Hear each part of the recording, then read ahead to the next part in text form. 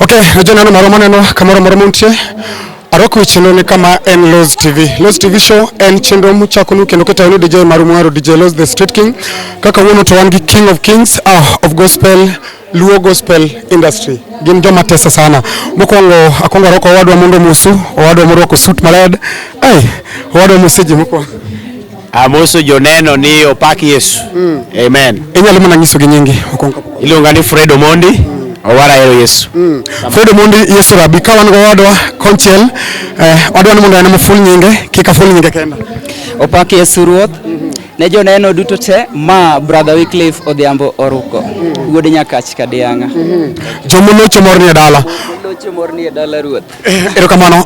Agonu erokamano maduong' kuom chopo e Loz TV show kendo Nyasaye mondo telu kuom chuny maber ma un godo.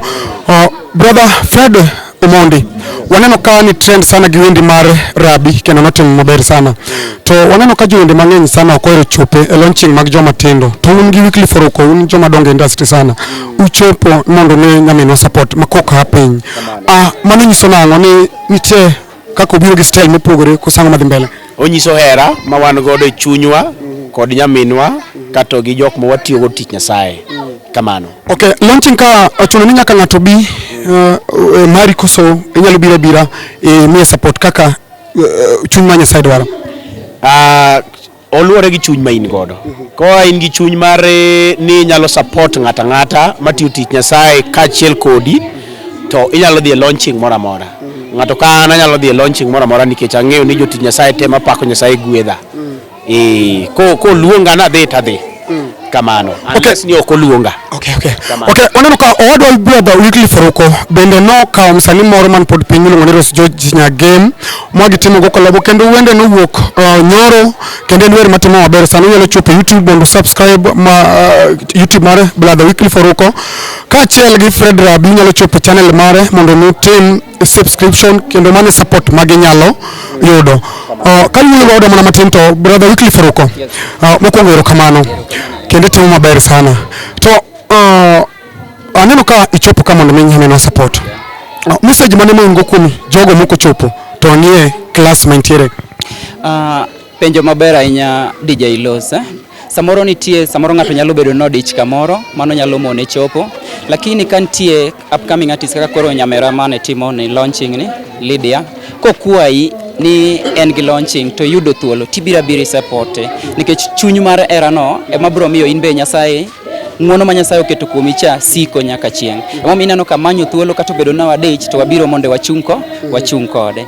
Koro kata ne upcoming artist mamoko bende ma samoro ni gi launching wan kata kama ma Nyasaye oketo ni wambe nwachako go siep nani Fred mabor kabisa ma gik moko te wabedo kwa timo kode kanyakla. Koro kata sani nitie gimo wapango ma wasewacho kode nitie kaka wadwa ni walos Luo Kesha night mwaluongo jower te mondo wapak Nyasaye. Koro wamiyo gi platform nikech wan bende nomiwa platform no mwachopo somewhere. Koro wasebedo piny gosiep na miluongo ni Fred Omondi to gi DJ Loz in bende wabro rwaki kanyo to gi kaka Chinese. Yes, mondo walos Kesha maber mwanya pake Nyasaye gi jower duto te. Mane momiyo kwa bagwa ng'ato. An kiluonga ka brother Wycliff ni mondo bia support ye launching kan gi thuolo tabira. Osiepna ni bende kan gi thuolo to bira kwa bagwa ng'ato. Yeah. Okay, nawinjo ka uloso gima miluongo ni gospel brand, Luo gospel brand. En mana about crusade kende koso obiro bedo kuchungi wasani ma pod piny ma ok nyal. Ka penjo mana owadwa Fred koka Wycliff. Wadwa ni mondo wakonyi wasani ma wuok piny ma pok oyudo platform. Kech awinjo ka nitiere wende masani kore ka wuok maber gin wende magwedho chuny. To mondo migi chop mondo migi winjre dwaro mondo migi platform. Koro mae gima wadwa ni mondo watim mondo wasani ma kore kogolo wer masani mondo wende gi obedi e level moro ma at least ji nyalo neno nikech ngene kwa timo Luo gospel night en gima biro bedo viewed piny ngima globally. En gima biro bedo watched Canada, USA, Africa te biro yani en gima ji biro neno mang'eny koro ibiro yudo ka wamiyo gi platform. Okay, seche moko gik aina mutemo losogi gin weche mag Nyasaye to nitie siasa ma jawuok e iye. Nero kisechako gimoro to jomoko biro wacho ni seche moko nitie sponsorship mane uyudo to jowende moko tuketo mana ka wer gimibiro seche moko arambe mana ka owadwa Wycliff nyalo dwoko kamano kokingek na matin. Nyalo bedo ni nitie sponsorship moro museyudo madwa konyo jogi koso ubiro time nang'o brother Wycliff Oruko? Okay, my idea mwabiro go wadwa Fred wanena kaka wan onge sponsorship mwaseyudo but wadwa chako kaka wan mwa create platform mwa support jower ma piny ma gin bende at least ng'ato nigi wer tiyudo ka samoro wende no ok oyud platform inyalo goye to samobire Sifa Night mwadwa pango no ero wabiro luongo kaka media sama gibiro kanyo ma wer ma jogo nene to biro chako go wende chai platform kache chande koro mane mawano we don't have sponsorship somewhere but ng'ama be nyalo supportwa to nyalo reach wa through an kata osiepna Fred Omondi monde wapak Nyasaye kwa konyo joma ni piny mana kaka ni neno akaw Ross George ma watimo go collab kendo the content is now doing good. Owadwa Fred nigi studio maber kabisa ma koro sama wakaw kata jawer moro to wadhi titimo ne ang'owa timo ne recording maber to quality maber makata kodhi e media to ok bed rejected. Koro mane talanta mwadwa ni monde bed godo mondo wa support go artist mamo. Okabidhi mang'eny nikech sabenya ito udhi mabor to nyalo bedo nitie pesa moro matin museketo piny mondo sponsor jogi? Pok waketo pesa piny but wan sawa kiwan mano marwa wan owuon. Okay, jomoko nyalo wacho ni seche moko donjo e gospel mondo mi ulos pesa kata mondo mi nikech nitie scandals mosewuok e kind jower nindi thoth gi wer to warruok to gionge godo to kang'iyo kaka urwakoru taneno kaka repong Nyasaye rego mos kendo nyiso nun e Nyasaye nikech suit ang'eni ma 60,000 awuoyo to ang'ni chula fuliza moro matin.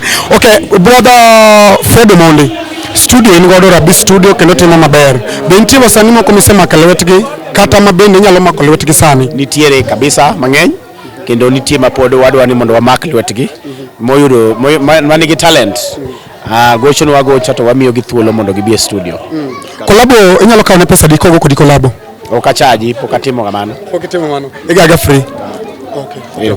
Koro inyalo mana ngeko no wendi moro matin nikech joni kaka Rabi ging'eya kaka Rabi koro awer ne gima pok ging'eyo samoro mapok ging'eyo. Yes aluongoi ka usifate yes aluongoi ka usifate ine maluongoi ratego ka usifate baba sifa mari mano.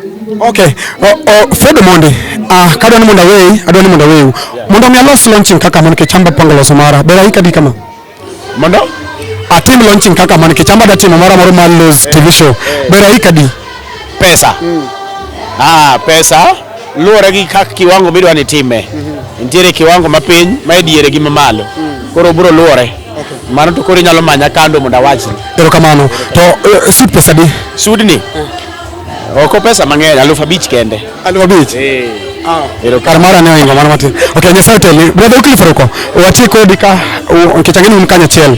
Okay, brother Wycliff Oruko erokamano maduong' mokwonga goni erokamano maduong' kuom chung sani Ross George na kele lweti taneno kitimo gima ber sana kendo Nyasaye teli kendo ayudo ka itiyo gi Nyasaye kendo Nyasaye ngoza yigi mora mora mitimo takwani mondo Nyasaye teli. Koro inyalo mana ngeko no matin wendu kode cha itie mari nego kanyuma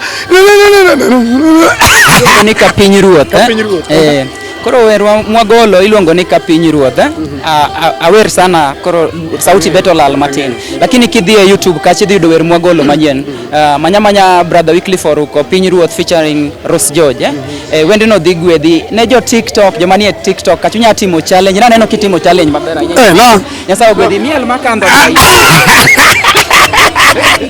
alano kimiel makando dwa yit gal Nyasaye nosiepe ga duto tete manoko kacha kon gi team challenge ka gidhi e YouTube kacha to giyudo the content to gitimo challenge to jigwedore kokalo kuom wer kamano. Okay, erokamano awapni pod in gi chuny mar konyo ng'ama chielo pod an gi chuny mar konyo ng'ama chielo ng'ata madwani mondo tim collab koda with me I'm ready watiatia maber kendo onge gimoro ni okakonyi abro konyi mi team marketing mi chop somewhere kaka Nyasaye ambe osetiyo koda machopo kamoro. Inyalo miyo gi namba ni Anyalo chiwo namba ne joma dwaro. Namba na en 0723 784403 0723 784403. Erokamano owadwa, kendo agoni erokamano kendo wende ni baneno ka chungi los. Sama go wende ni to ji gwedhore to gwedha. Erokamano Nyasaye otelne owadwa, to pare gima ni promise jowinjo magwa ni nendi ibiro kale Los TV show pok itimo kamano. Abiro timo kamano. Anyiso fans kama idware wer magwedho ji manya channel mar DJ Los. Nyasaye mondo gwedhi. Erokamano. Chop maber baba. Nyasaye otelne. Haya. Monone owadwa Wycliff Oruko gi brother Fred Omondi. Fred Omondi en achiel kuom jogo ma wero wende mag gospel e Luo Nyanza kendo gitimo maber. Ma en Los TV. Los TV en jogo machung' gi jower kendo wachung' kodu nono kwatimo interview kendo kwa promote nono maonge gimoro amora mochulo. Dar mana wachunu erokamano kuom miyowa support. Nyasaye mondo otelnu kapod wadhi mbele gi chenro magwa kamoro amora montie. Nyasaye biro telonu uchop kamoro. Erokamano kuom support. Thank you so much.